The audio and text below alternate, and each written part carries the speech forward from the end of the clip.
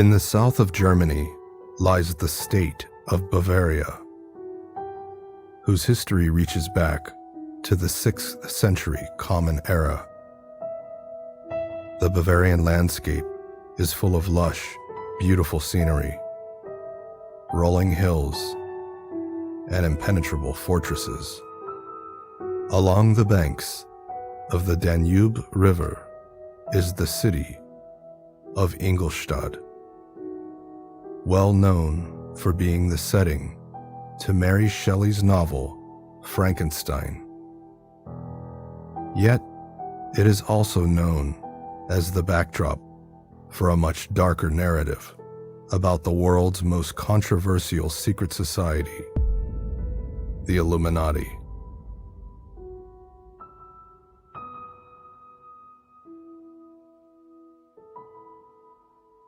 The true story of the Illuminati is not a horror story, nor is it a conspiratorial account of nefarious intentions set on enslaving humanity or bringing forth the end of days.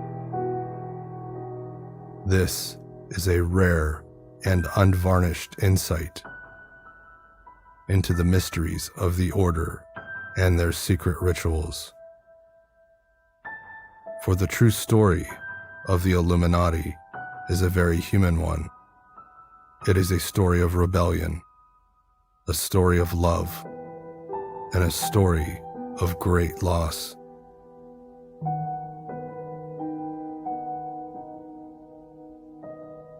The Illuminati was founded in 1776 by Adam Weishaupt and 6 of his pupils. Weishaupt's main objective for creating the Illuminati was to make mankind happy by instilling a strict moral regimen through a series of initiatic degrees that were patterned after Freemasonry to teach morality, virtue, and more importantly, self-actualization and self-accountability to govern oneself and thereby making him free. He created this society to bring about almost revolutionary change to Bavaria and possibly to Germany or Europe as a whole. Weishaupt got this idea of forming a secret society by one of his students, who was not a Bavarian. He came from central Germany. He showed him a number of books, which Weishaupt then devoured. They were Masonic books as well as Rosicrucian tracts. And Weishaupt developed this idea that by forming a secret society, he could actually accelerate the pace of the Enlightenment. During this time of the Enlightenment, though, this is also the age of the secret society. And how can you think of Age of Enlightenment, new science, rational thought, and secret societies? What you have to think about is that the idea of initiation, the process of gathering knowledge that has been lost or has been unknown to you, was equated with enlightenment. Now, this entire time they're fascinated with the ancient world, neoclassicism, etc., Greece, Rome, and then also Egypt. And so this idea of ancient mysteries practiced by the ancients is being revived, revolutionizing our thought. These secret societies saw themselves as inheritors of these ancient mysteries.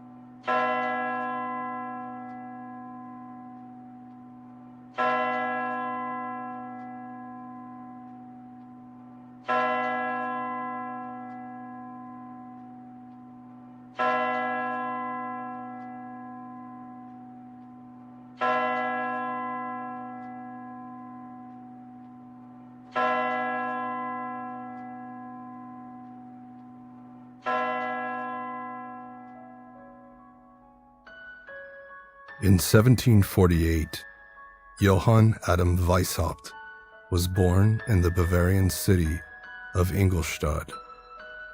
By the time Weishaupt was only 5 years old, both his mother and father would be dead.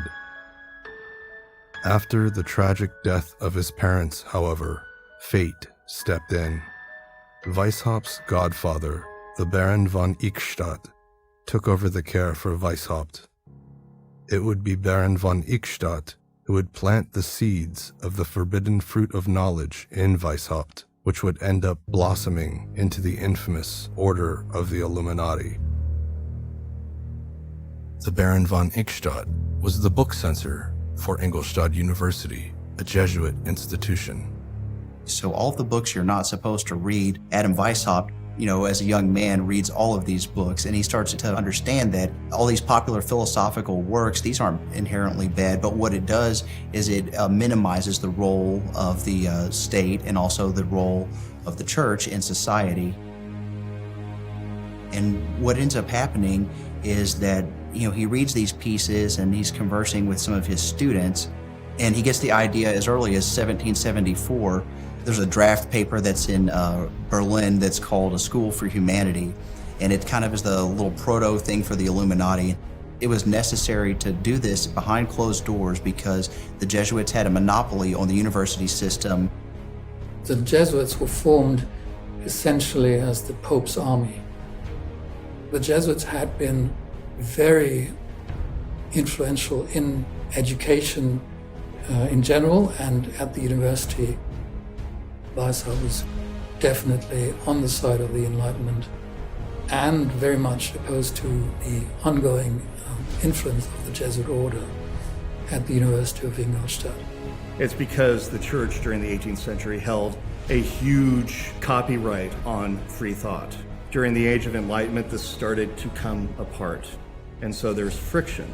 This was a period where there was heavy censorship on works. The Catholic Church owned most land, knowledge, your soul even. And so this concept, a dual concept of secret, not secret, that's where it came into being.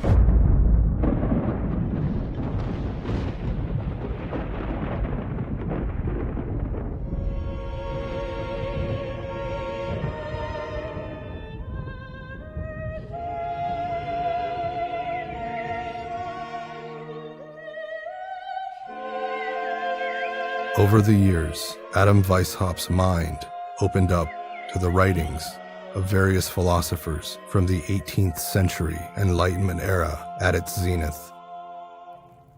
In 1768, by the age of 20, Weishaupt received his doctorate degree in law, indicating that he had a very bright mind. From 1772 to 1773, several important events occurred in Weishaupt's life. He obtained a professorship of law at Ingolstadt University and married his first wife, Afra Sausenhofer, against the wishes of his godfather. During this time, Pope Clement XIV disbanded the Jesuit order. This opened up an opportunity for non-Jesuits to teach canon law at Ingolstadt University. Weishaupt secured this new appointment and became the first non-Jesuit in the history of Ingolstadt University to teach canon law. As Weishaupt's career progressed, his liberal views became apparent to his Jesuit colleagues, and he became their #1 enemy on campus. While the Jesuits conspired against Weishaupt, he used his intellect to fight back. The concept itself was more about having a new order of the ages so that humanity could complement each other and work to a greater good.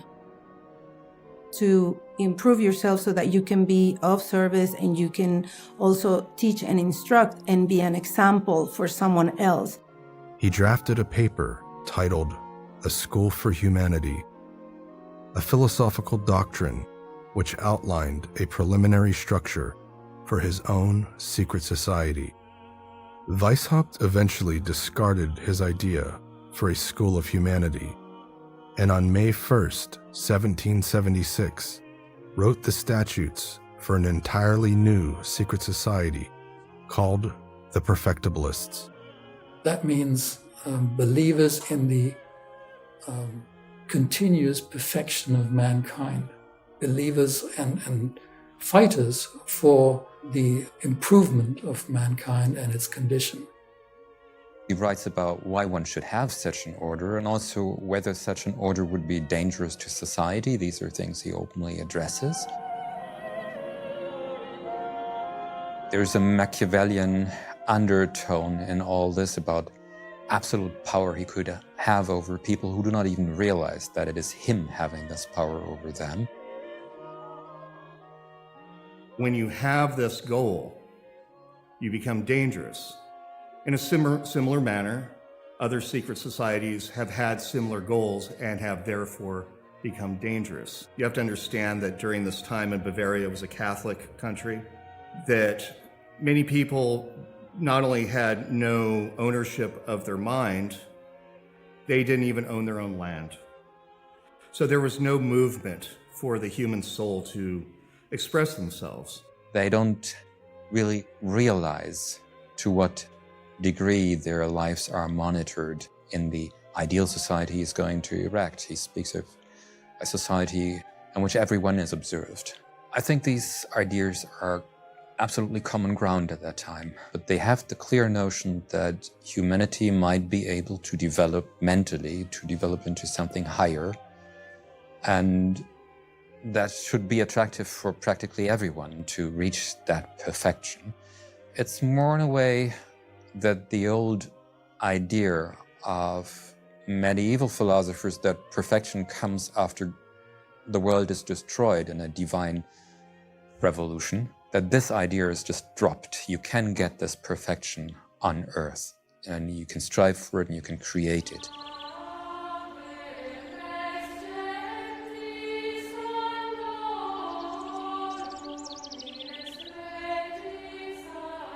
At that time, there was still a Jesuit influence at the university, so the first stage of the order was a student crew.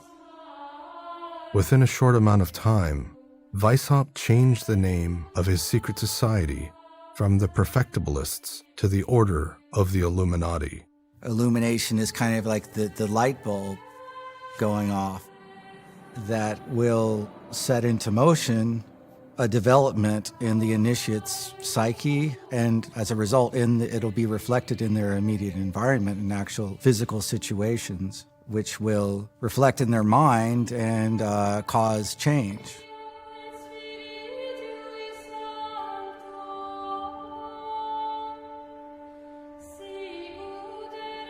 In the old days, before progressive reforms and liberal reforms and everything else, it was always a secret. The men in the town knew something, or they wanted to keep secrets among them, or they had oaths, and they kept those secrets among the men. And then eventually, those men used those secrets to their benefit. And it was to protect the people in the town. It was to protect the people in the city and the county. They were trying to explain in the best way they knew how their own agenda or their own curriculum for freeing the human mind and therefore the spirit through initiation. It seems very strange that almost not only anti-Catholic, but anti-spiritual organization would use ritualistic practices and symbols. But this is what they did at the time. We have to understand that the Age of Enlightenment, it wasn't necessarily all rationalists and 1 + 1 = 2. Not only was there the counter-enlightenment, but there were those who did believe in religion. There were those that did believe in spiritualism, or rather in esoteric doctrine.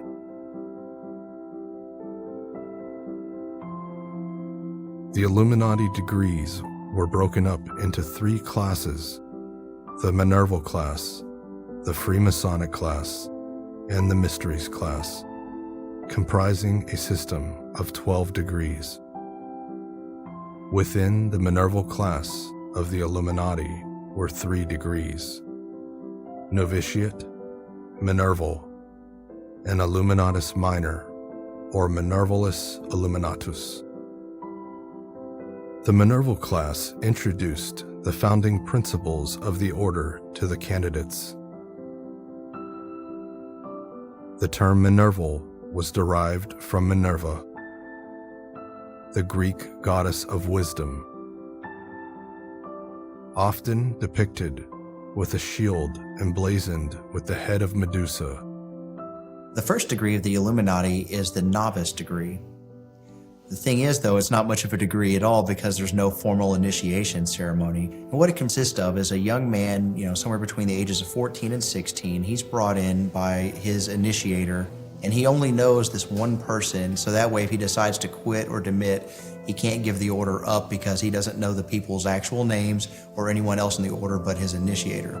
Novitiates were required to maintain a journal called a quibus licet, which was an exact record of all correspondence between the new member and the Illuminati. The candidates were taught an initial cipher to conceal names and locations of the order. The Zoroastrian years and Persian months were also used in correspondence to add further complexity and security in their private communications.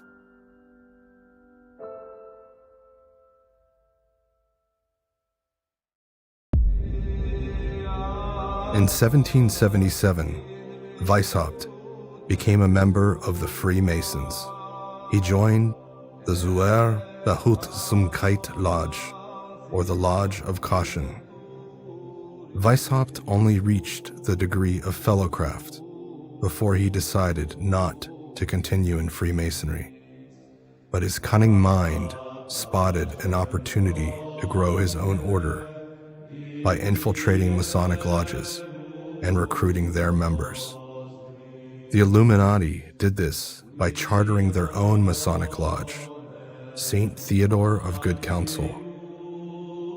They begin to infiltrate Freemasonry. They create a lodge, Theodor zum Guten Rate, and that is opening the doors into Freemasonry.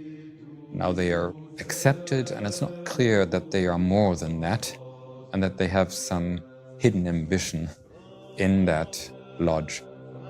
The plan was a success, and the order of the Illuminati expanded. This organization, that is Freemasonry, is a scaffold, a structure whereby you can hang your own thoughts, your ideals, and even some of the higher degrees of Freemasonry have that in mind. As the Illuminati continued to grow and evolve, Weishaupt was struck with a devastating blow in his personal life. His beloved wife, Afra Sausenhofer, died. Afra Sausenhofer was Adam Weishaupt's first wife, and she gets sick and is dying right around 1780, and Adam Weishaupt is totally distraught. And that was a very heavy blow to Weishaupt and his only surviving daughter. Yet fate stepped in once again for Weishaupt. In May of 1780, Baron Adolf von Knigge, a well-known Freemason and master ritualist, joined the Illuminati, which altered both Weishaupt's life and the destiny of the order forever. Knigge was ambitious. He must have been, in his way, charismatic, and he is highly engaged in the lodges in Germany, and he's a good networker, and he is interested in all these secret observations. Knigge quickly became a part of the Illuminati's inner circle, and with Weishaupt's permission, began revising the second degree of the order, the Minerval degree. In the Minerval degree, the candidate was placed in a dark room by an officer known as his godfather, who told him, "Here you may reconsider once more whether or not you remain resolved to join the order. If the candidate wished to proceed, his hat and sword were collected.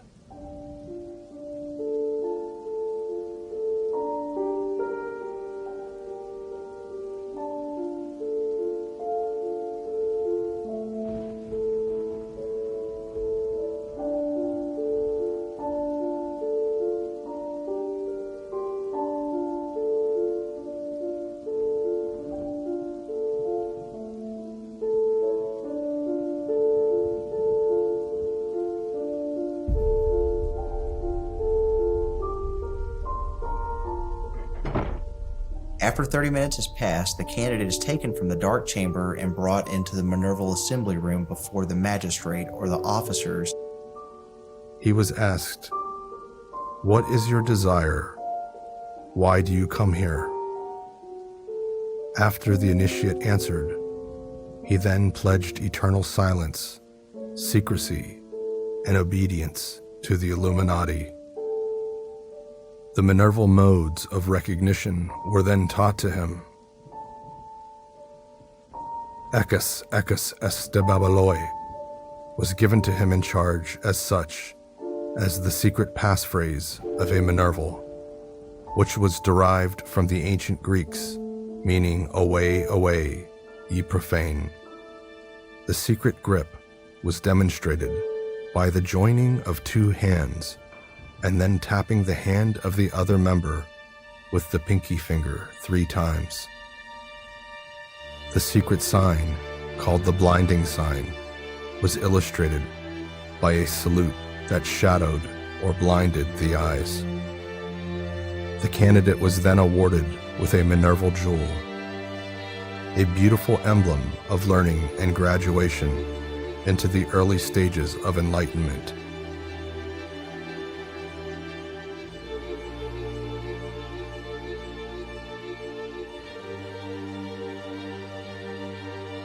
Symbolized by the Owl of Minerva, resting on top of an open book, ensorcelled by a laurel wreath. The letters P, M, C, V on the open book stood for the Latin phrase "Permacaci vident," meaning, "Through me, the blind become sighted." At the conclusion of the Minerval ceremony, the superior returned the candidate's sword and hat to him. He then signed the minutes book at the secretary's station. Secrecy is important because there are many teachings that go in a gradual system, and if you give all the teachings and secrets at the beginning, sometimes we're not ready to understand those concepts. So the secret maintains an order to the gradual advancement of the person getting the knowledge. It's important to make the distinction between a secret society and a society with secrets. The Masons are still a society with secrets, whereas the Illuminati was a secret society. The difference being a Mason can say, "I'm a Freemason," they just can't discuss what it is that they do in the ritual of Freemasonry. The Illuminati cannot mention membership at all. That's a secret society. So you take, for example, the Masons. What's a different secret society will be like the Mafia. I can wear a Masonic ring and tell you that I'm a Freemason. You'll never see me wear a Mafia ring, and so you'll never know whether I'm in or not. The Illuminatus Minor, or Minervalis Illuminatus degree, was a ritual used primarily for inculcating into the mind of the candidate the various symbols found within the Minerval class of degrees. He was told, "Now take a look at the pyramid. This is the symbol of our illustrious order, which takes large steps closer toward its goal, only if the members join forces, working toward its attainment for the honor of the Supreme Architect and the happiness of the world, which is why you find written here the letters D, P, Deo Proximo, meaning close to God. The candidate was also instructed on the esotericism of the god-headed bird holding the Gorgon's head. Overall, this symbol was indicative of gaining wisdom through various trials in life and constant study.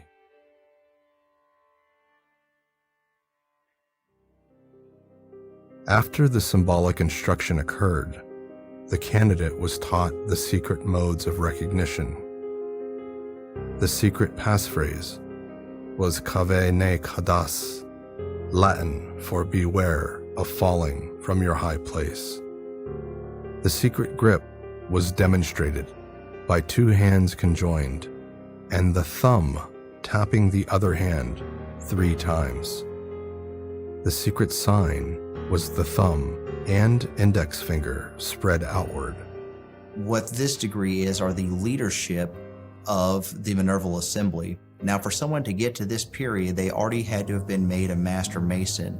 And that's important because if you're going to advance at all in the Illuminati, you have to be a Freemason. And it was so that way they could have that seamless connection between the Secret School of Wisdom and the Masonic degrees. Lower degrees are mostly about character formation, knowing thyself, and also knowing the others, getting to know the characters of the persons you communicate with, your friends and acquaintances. Particularly impressive is the incredibly long list of questions by which individual candidates' character was to be assessed and vetted so thoroughly that it was completely unrealistic to do this. It's pages and pages of very intricate and detailed questions concerning the character of each individual candidate. So that's a very important element of the lower degrees. While Kaniga strived to bring the order to a new level of ritual excellence, a second enemy of the Illuminati arose. A Rosicrucian group calling themselves the Golden and Rosy Cross. They were also a secret society. However, the philosophy of these Rosicrucians couldn't be more disparate than the Illuminati. They believed in the ultimate goal of the universal reformation of mankind through the practice of studying and mastering the metaphysical laws of the universe. By combining the ritual practices of alchemy, Hermeticism, Kabbalah, and Christian Gnosticism. The Rosicrucians had a very strange set of ideas. They believed in a very mystical approach to Christianity, a very direct communication with God. They encouraged their members to lead a devout life. Several harsh written exchanges were made between the Golden and Rosy Cross and the Illuminati. At the core of their war was the battle for recruiting members. As the war waged on, Weishaupt encountered yet another major obstacle in his personal life. He had impregnated his deceased wife's sister, Anna Sausenhofer, out of wedlock. He starts consulting with some of the members of the Illuminati, looking for recipes to cause like an abortion or a miscarriage or something of this nature. And it never ends up happening. As a result of this controversy, Weishaupt beckoned his friend and fellow member of the Illuminati, Baron Thomas de Bassus, to let Anna go into hiding at Sandersdorf Castle. He eventually married her, but that was a long struggle for him because according to the rules of the Catholic Church, you had to get a special dispensation from the Pope himself to be able to marry a sibling of your first partner. During this time, Kaniga began adapting the Masonic degrees of the rite of the strict observance into the Illuminati and aggressively set into motion his plan for infiltrating Freemasonry. Knigge's infiltration is strategic. He is getting into lodges, asking high-profile members to join, and for them it is in a way attractive, as they are building a kind of internal superstructure in these lodges. You can be a normal Freemason and you can be a special Freemason in a hidden congregation, and that's extremely interesting. Knigge believed that incorporating a class of Freemasonic degrees into the Order of the Illuminati would allow Freemasons to feel more comfortable in transitioning into an alternative system. The main reason why they wanted to do this is because they had no money at all. And so their thought was, well, if we graft ourselves onto the Masonic system, we can have a fertile ground for recruiting members, but more importantly, we can have their money. And Weishaupt, albeit reluctantly, agreed. Although Knigge revised various aspects of the Masonic rituals, the themes of mortality and reflection remained the same. The Masonic system within the Illuminati system was not very well harmonized with the rest of the degrees. They didn't really teach what Weishaupt was most concerned with. They were mostly in line with existing Masonic degrees, which were generally practiced at the time.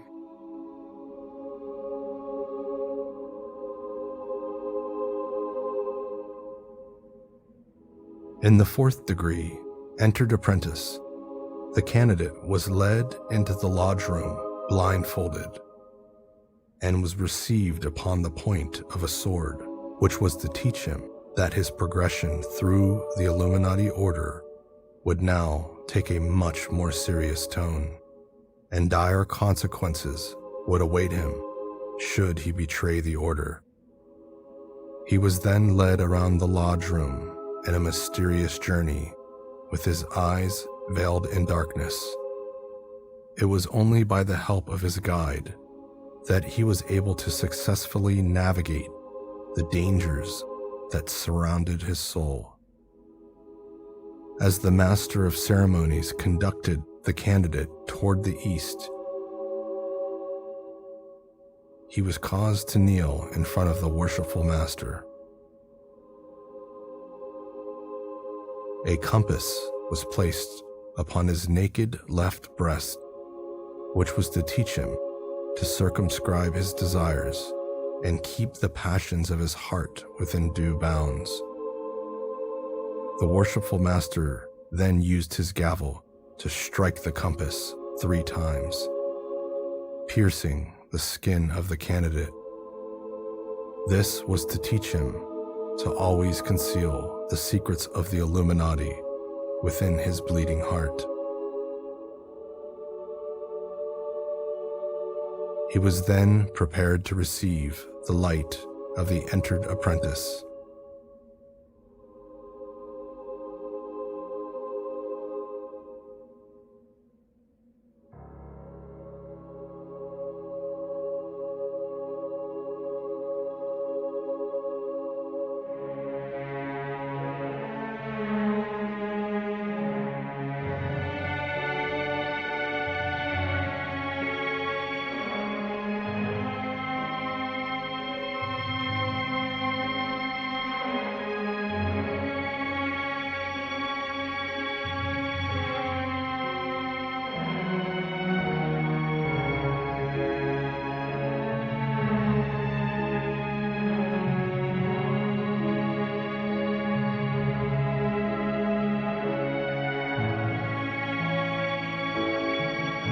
As his blindfold was removed, the worshipful master told him, "Behold, the host of men, armed and ready to avenge perjury.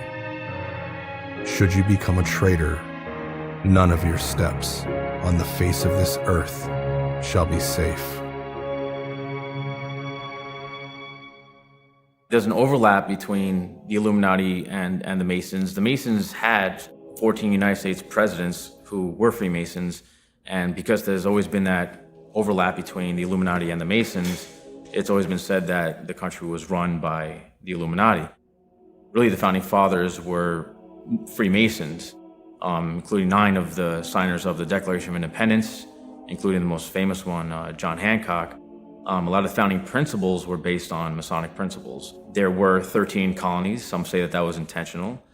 There's been claims that Bermuda had requested colonization as part of, and to be the 14th, that they were denied because they wanted to keep it at that 13. So believe what you will with that. But it's also understood that Masonic lodges that overlapped different borders at the time were the reason why there was trust built between those colonies, which in essence united the states of America.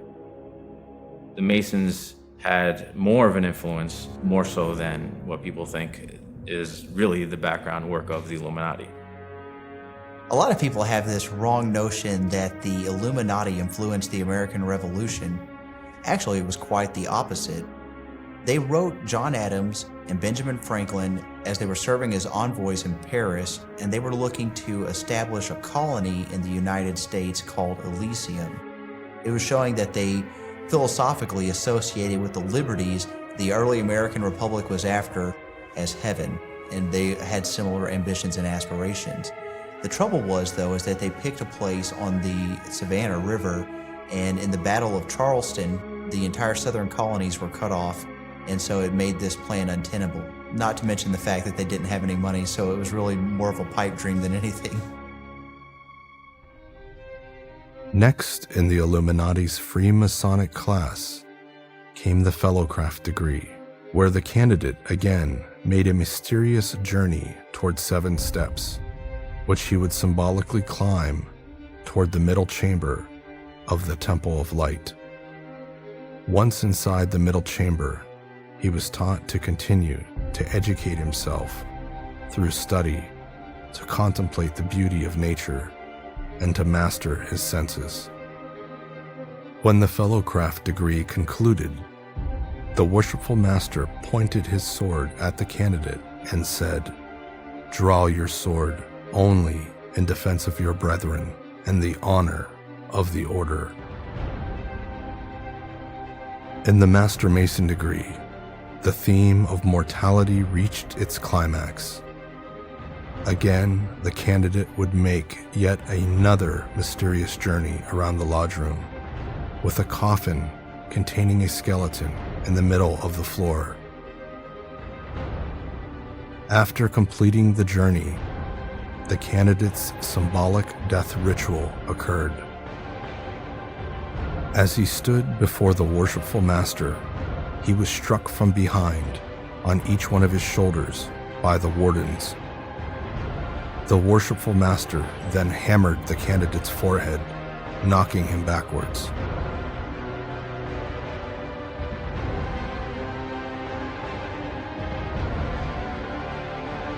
He was placed in the coffin with a veil over his head, with all of the brethren pointing their swords toward his heart.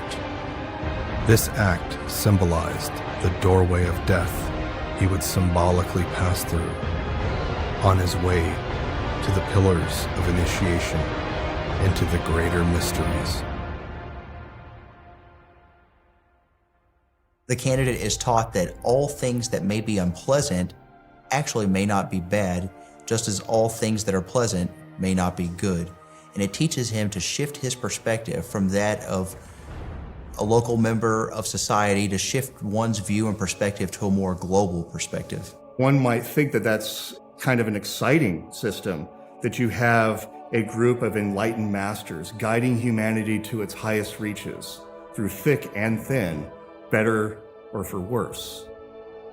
Kaniga introduced 2 high degrees from the strict observance into the Illuminati's Freemasonic class, the Illuminatus Major, or Scottish Novice degree, and the Illuminatus Dirigens, or Scottish Knight degree. The strict observance are basically strictly observing their orders from unknown superiors, and they're the guys that have the whole Templar mythos into Freemasonry, that Freemasonry is directly descended from the Knights Templar, which is a fine story and everything, but it's not at all true. It was just a mythology. You bridged into a higher order, which was one of knighthood. And this wasn't just from craftsman to knighthood. This was a transition to a spiritual order. Knigge takes the 2 Scottish degrees from the strict observance and he tries to augment them and put them into the system. So what ends up happening is that the Illuminati, their Scottish novice degree, is really a play like on the Scots master degree that's in the strict observance system. This is where the themes of the Freemasonic class within the Illuminati order transitioned from mortality to inner reflection. The worshipful master handed the candidate a mirror and told him, "The order gives you this sharpness of sight, this degree of enlightenment. Behold the image in this mirror. It is your own. Self-knowledge is the magical looking glass through which you may read the souls of others. The path to the hearts of other men begins with your own heart. Therefore, begin with yourself. Do you believe that inwardly you are as you appear on the outside? Study your physiognomy often, daily, hourly. You will constantly discover new features, and you will learn to judge others by these features.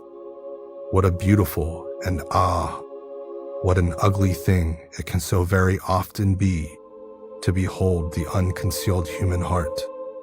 Nosce te ipsum. The secret sign of the Illuminatus Major or Scottish Novice was the index finger of the right hand pointing toward the heart, and the index finger of the left hand pointing upward toward the moon. This sign alluded to a passage in the degree about how the initiates of this degree would only meet under the light of the moon in its first quarter, where the writing stated, "Only he who sees with the eyes of Minerva's bird, laboring under the protection of this benevolent orb, will surely find them." This rite, from the first degree up to its last, was controlled by unknown superiors, secret chiefs, and this is something that pops up in Illuminati conspiracy. Again, this controlling secret group that controls all of humankind or this particular order. This was a particularly popular theme at this period, and it exists later on. You have the secret chiefs in Theosophy, and also references to it in the OTO. And there was also the hidden assumption that if anyone has any secret knowledge about alchemy and magic, then it must be people of social standing. So there is some idea behind it in the beginning that you might use the input gate for all these secret branches of knowledge. Whether they are, in a way, magic, I don't really get this. The 8th and final degree of the Illuminati's Freemasonic class was the Illuminatus Dirigens, or Scottish Knight, where the real deviousness of Adam Weishaupt began to surface.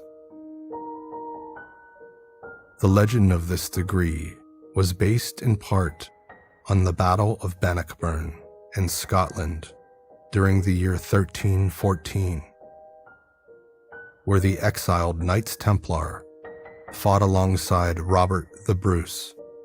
However, instead of instilling the ideals of knightly virtue into the new Illuminatus initiates of this degree, Weishaupt focused on using this degree to create a secret network of spies to gather information on Freemasonic lodges and use their influence to recruit more members into the order of the Illuminati.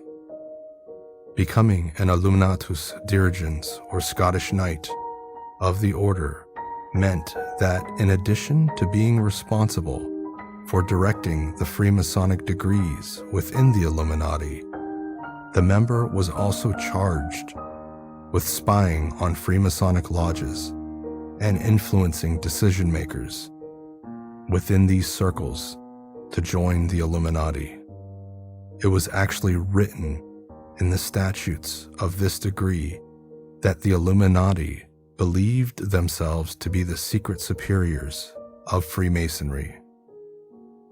The candidate was told, "Happy are you who may cross this hallowed threshold. We welcome you in our midst. Ever blessed the day we opened unto you the portal only the wise and honorable man may enter. Here you see a part of the unknown Holy Legion, bound with inseverable bonds, to fight for mankind. If you wish to make yourself worthy of guarding the inner sanctum, your heart must be clean and pure, your spirit ablaze with divine fire for the dignity of your nature." The sign of this degree was made forming the shape of an X, which alluded to St. Andrew's Cross, the patron saint of the Scottish degrees. The password was Jehovah. There was this unique opportunity for the Illuminati to take over lodges which were becoming disaffected with the strict observance, which by then was falling apart. This was a major component in the Illuminati order's success. I would love to see how many members per lodge they get, because they seem to be sweeping higher members of lodges, or more interesting members of lodges, at one group into the order. They need this large input, because if you create a Minerval church anywhere, you need at least 5-6 members to have a starting point. As a result of Kniga's recruiting efforts, a multitude of Freemasons joined the Illuminati. They managed, with Kniga's help, to convert a lot of individual Freemasons and whole lodges almost to the Illuminati order. The Illuminati got a strict focus on actually getting involved in intellectual work, on improving your character, on improving society, via improving your character, offering their own option of a high-grade system right at the point of time when high-grade Freemasonry in Germany is in crisis. In 1782, the Congress of Wilhelmsbad was called to order. Many leading Masonic figures attended. Representing the Illuminati was Kniga. Two major turning points at the Congress of Wilhelmsbad tipped the scales in favor of the Illuminati. The first was that the rite of the strict observance officially denounced their Templar origins, resulting in a major rift in the order. The second major turning point was that Johann Bode, a German translator and deputy Grand Master of the Grand Lodge of Hamburg Freemasons, joined the Illuminati. At the time when Bode comes into the game, he is actually strategically creating a province for himself. The idea is, once you have Bode in there, you can have the higher levels of aristocracy in this order, because he would be the person to get these top-level people from the different lodges and from other secret organizations into it. Shortly after the recruitment of Bode, Kniga and Weishaupt commenced their work on what would be the final set of degrees for the Illuminati, the Mysteries class. The 9th degree, presbyter or priest, speculated on the purity of religion. The candidate was tempted with a crown, scepter, sword, gold, and priest's garments. The candidate was told to choose from these items. If he reached for anything other than the priest's garments, he was told, "Begone, unholy man." If he reached for the priest's garments, however, one called out to him, "Hail thee, noble man, peace be with you."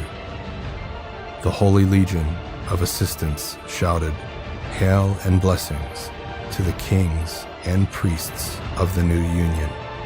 Blessed be you, be illuminated, and go in peace." The presbyter degree, it contained a peculiar theology, really, consisting of Weishaupt's ideas, but also of Knigge's ideas. That was probably the only degree where central ideas of both men really were joined together, which also caused some friction.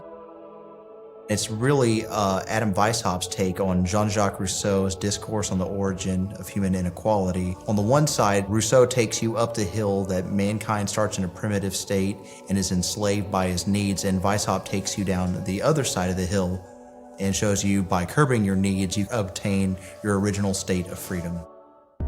The 10th degree, princeps or regent, discussed Weishaupt's view on society. Up to this point, the candidate has submitted himself to very demanding obligations and monthly reports, the Quibus Licet reports. So when he is initiated as a regent, he's set free from all these obligations, and all the files the order has collected on him up to this point are returned back to the candidate. And the thinking is that he's so tightly bound to this system that obligations are no longer necessary for him to be a loyal and faithful member of the order. In the ritual of this degree, bones and a crown laid out before the candidate was to teach him that whether the bones belonged to a king, a nobleman, or a beggar, all are the same at death. The initiate was told that slaves were not allowed and that he must profess his wish to be truly free from the chains that bound him to his state of slavery. Once the candidate was freed from the bondage of his restraints, he then entered a room where he observed a shepherd's crook, which denoted he was charged with leading others to freedom. He received a Roman cap of liberty in accordance with the ancient Roman tradition of when slaves from that era were literally set free by their masters. The crown set before him was to remind him that he should never desire to trade the Roman cap of liberty for the crown. Around this time, Knigge began to view Weishaupt as a hypocrite for preaching freedom and liberty through the Illuminati teachings, yet gave no real authority to Knigge to further develop his own ideas within the order. As a result, Knigge and Weishaupt had a falling out, and thus the rituals for the Docetists and Philosophi degrees were never finished. The 11th degree, Docetists, was the first of the greater mysteries and was considered highly heretical in the eyes of the Roman Catholic Church.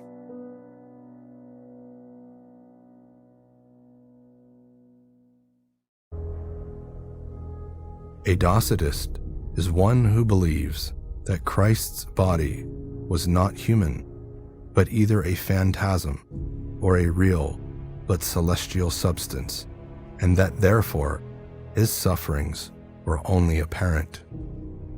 The Docetist degree is where things start getting really interesting. In the correspondence between Knigge and Weishaupt, they talk about the need for creating a people's religion. And what this is that basically they're going to prove the existence of God and the immortality of the soul and do it through logical and secular reasoning. The degree, I believe, can be related to Weishaupt's own biography and the fate that had befallen him in 1780 when his first wife died.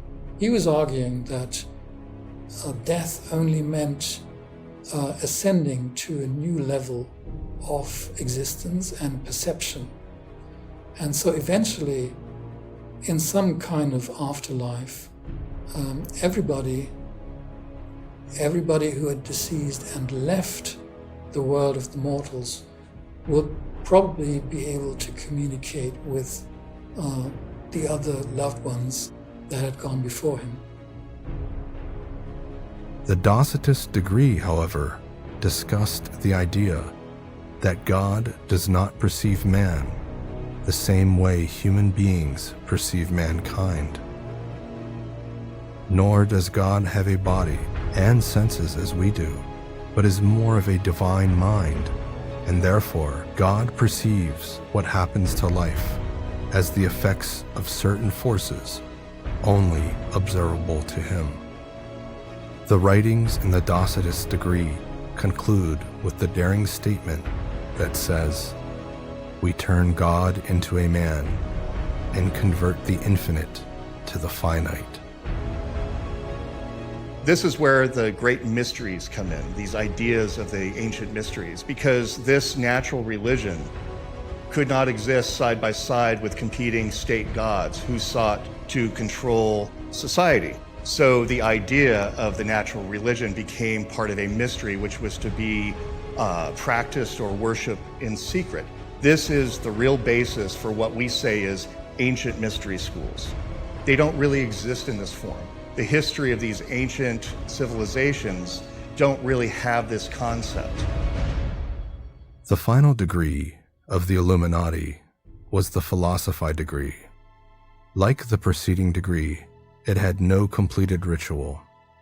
The former themes of restoring man to his natural state of liberty by curbing one's needs was intertwined with the concept that one must view the world from a broader perspective, that man only considers right from wrong, good and evil from their own personal perspectives, and that to understand these concepts more fully, one must assume an external point of view, to see the true cause and effect of actions, and that from this perspective, what is good might actually be bad, and what is wrong might actually be right.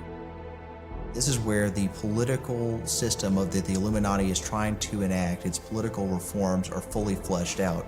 It's a panorama of philosophy of history which centers on two ideas in particular. The correlation between population and the advancement of humanity. This theme resonated with Weishaupt in Bavaria, given the rolling back of the Enlightenment by Charles Theodore and the control and censorship of academia by the Church. It is within this context that we see Weishaupt's motivation for creating the Illuminati and the religious and political solutions offered by his order were really one and the same. The solutions Weishaupt attempted to offer through his own philosophy were less relevant to others, and this was one of the primary reasons that the Illuminati failed. It was in a large sense one man working out his own issues and attempting to manifest his own utopian vision as reality. Weishaupt was an ambitious man. He could also be quite ruthless and acerbic. He was not the greatest leader because he was always clashing with other people within the order. So he was not very good at coming to a joint decision with his closest collaborators. In 1784, the Illuminati began to fall apart. Kaniga resigned from the order, causing a major setback.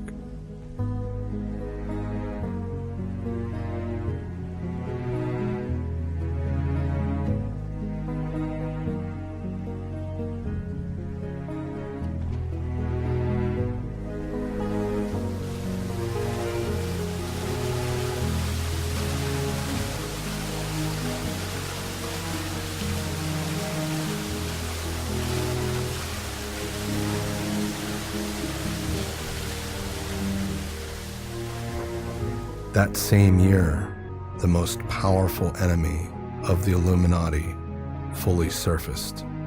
Charles Theodore, Elector of Bavaria. Even though the Jesuits had lost their post, he puts the Jesuits back into place. And so it basically, just as the Enlightenment was coming into Bavaria, the rug gets snatched out from underneath them. Between 1784 and 1787, Charles Theodore issued several edicts which would ban all secret societies in Bavaria and eventually issue a death penalty which would end the resistance on any remaining members of any secret society. He turned his focus ultimately on the Illuminati and especially Weishaupt, who lost his professorship from Ingolstadt University and was eventually exiled from Bavaria.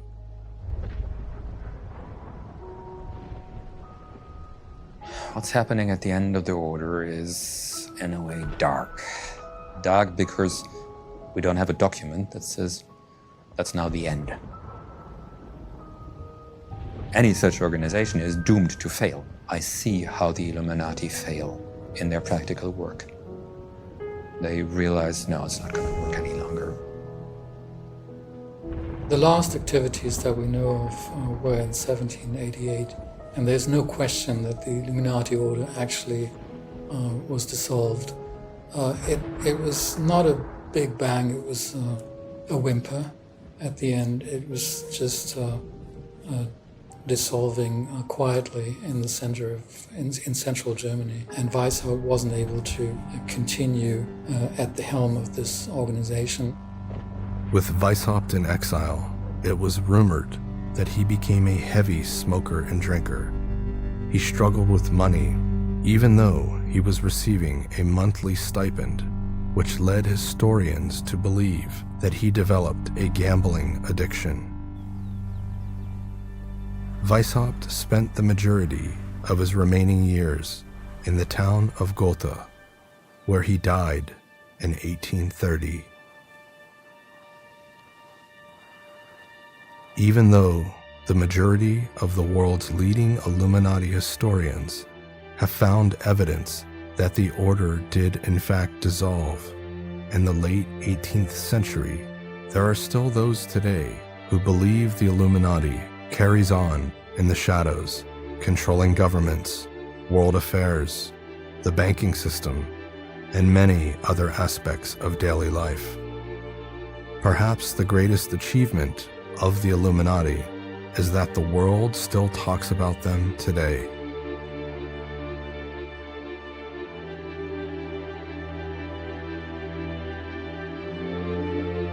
I'm sure there are certain fraternities and certain groups that, I'm sure people would equate with the Illuminati, like the OTO or some other organization. I know that there's the Fraternitas Saturni, which is another group that maybe people associate with the Illuminati. But I just say they try to blend them all, from the Templars to the Knights of Malta to the Jesuits to I just go down the list of everyone that's Illuminati. And I have a feeling that I don't think we should mix the substance. I think that if there is an Illuminati, we need to know the true history of the Illuminati. And then from there, I think people will find it to be, oh, is that all it is? Part of the Illuminati during that time, it definitely circulated and the idealism carried on. And so there's that idea that globalization and New World Order does exist with certain things that developed in today's day and age. I mean, we can call certain things like the United Nations or NATO a couple of Adam Weishaupt wins, if you want to call it that, because his idea was to globalize and get away from a nationalist viewpoint. There are dangers to globalization because you might hit absolute power, and then you'll have no watchers to oversee the watchers. They were advocates for liberalism, republicanism, free thought, and secularism, and gender equality. So it had some effect in the popular culture. Now, that was back, when that society, worked, and that declined, and it met its own demise because of its own indiscretions. But it did maintain an aura of mystique to where at the beginning of last century it was taken up by some to describe intentions of groups and other societies that were taking their name to have that in their societies as a level of hierarchy, and because it had its own aura of mystique to where they used it to attract membership. And of course, it has taken a life of its own because a lot of people think that the Illuminati still exist and that they're an entity of, to themselves.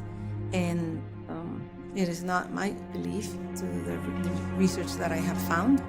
And a lot of people are intrigued by it.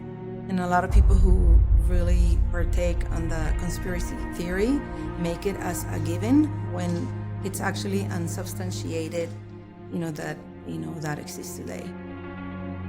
The Illuminati is an organization, a secret organization that anymore is the catch-all for everything bad in the world anymore. I've done countless talk shows about the Illuminati, and I've had several people call my radio show claiming that they're part of the Illuminati or they've had some experience with the Illuminati, and I always shake my head and say, well, didn't you know the Illuminati disbanded like several hundred years ago? They say, well, there were secret organizations that have branched off. I kind of think that maybe, yeah, there are a few branches that have kind of went their various ways, but I think that right now, when you talk about the Illuminati, it becomes nothing more than a very safe, marketable boogeyman. Some people actually believe in the idea that there is some kind of secret society called the Illuminati, which calls the shots even today, which controls international organizations and the way that the world is being run on a global scale.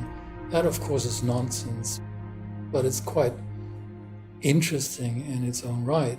We have to be careful to distinguish between fact and fiction. And the way we do that is by studying the original documents, and there's actually a lot to be done on that front.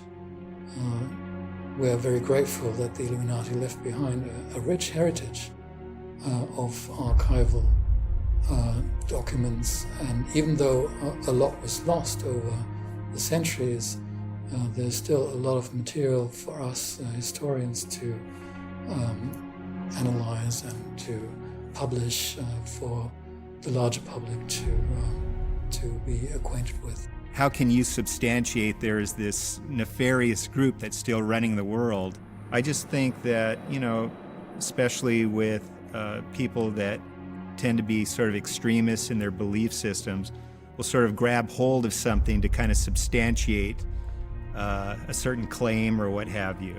There are certain individuals that might have some sort of profit interest involved. It's just a marketing gimmick, and especially people in the entertainment industry kind of grabbed hold of that because they knew it was something that could sell. Some of the craziest stories about the Illuminati, well, there's the one where the Queen of England's a blood-drinking lizard. They want to take over the world. All governments are basically under one umbrella. The dollar bill. The eye, the sinister eye, or they're doing the whole triangle. CIA trauma-based mind control.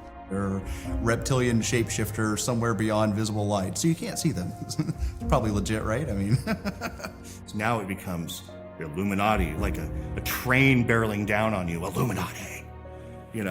People, their spit is feckling on their lips when they say it. Illuminati. They get crazy, and then you mention Freemasonry, and people go crazy. Satan in their head. Hail Satan! Hail Satan! Republicans, Hillary Clinton, everybody all comes together and they're all thrashing at each other, and that's Illuminati. Does the Illuminati still exist? No.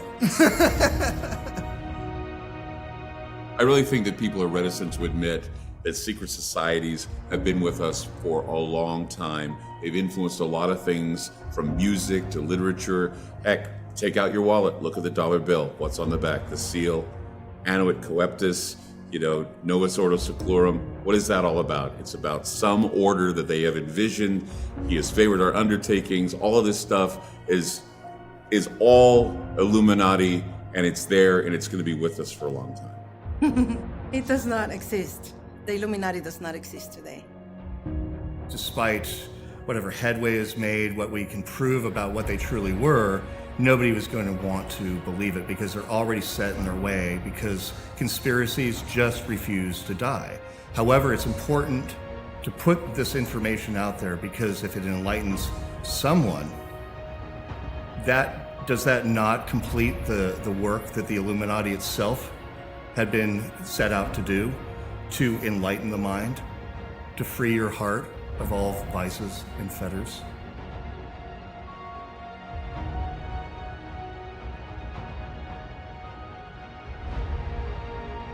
Whether the world will ever accept that the Illuminati were simply a group of like-minded individuals who desired to make the world a better place through education and moral refinement does not matter, because there is a profound lesson in the Order's story, that those who search for the light in the darkness and do not stray from the path may indeed find illumination.